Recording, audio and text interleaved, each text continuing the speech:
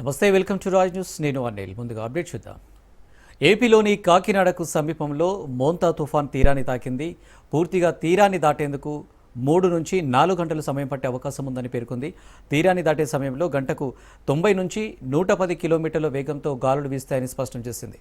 కాకినాడ మచిలీపట్నం మధ్య మోంతా తుఫాన్ తీరాన్ని తాకిందని విపత్తుల నిర్వహణ సంస్థ ఎండీ ప్రఖర్ జైన్ వెల్లడించారు.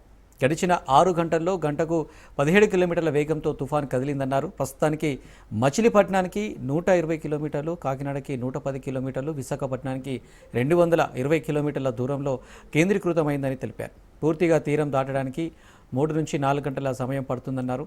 దీని ప్రభావంతో కోస్తా వెంబడి గంటకు 90 నుంచి 100 కిలోమీటర్ల వేగంతో ఈదురుగాలులు వీస్తాయని వివరించారు. ప్రజలు సురక్షితంగా ఇంట్లోనే ఉండాలన్నారు.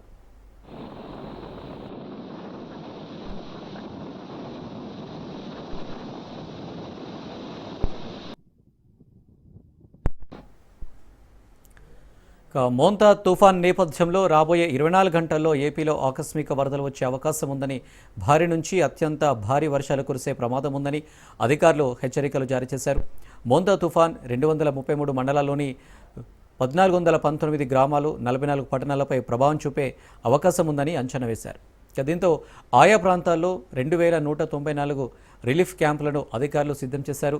ఉత్తరాంధ్రలోని విజయనగరం, విశాఖపట్నం, అనకాపల్లి జిల్లాలతో పాటు ప్రకాశం, నెల్లూరు మరియు రాయలసీమ జిల్లాలైన తిరుపతి, చిత్తూరు, రాయచోటి, కడప, కర్నూలు, నంద్యాల, అనంతపురం జిల్లాలకు సైతం ఫ్లాష్ ఫ్లడ్ అలర్టు జారీ చేశారు.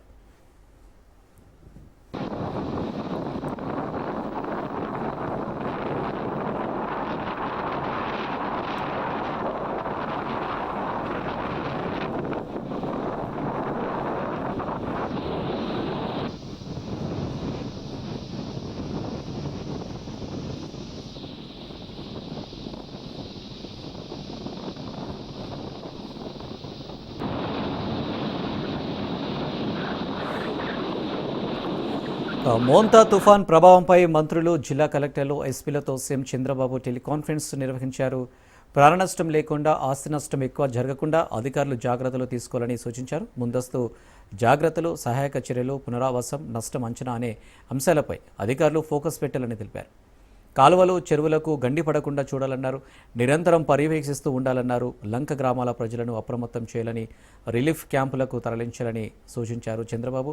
అధికారులు, ప్రజాప్రతినిధులు సమన్వయంతో పనిచేయాలని, సమస్య ఉందనుకున్న ప్రాంతాల్లో అధికారులు, ప్రజాప్రతినిధులు అందుబాటులో ఉండాలన్నారు.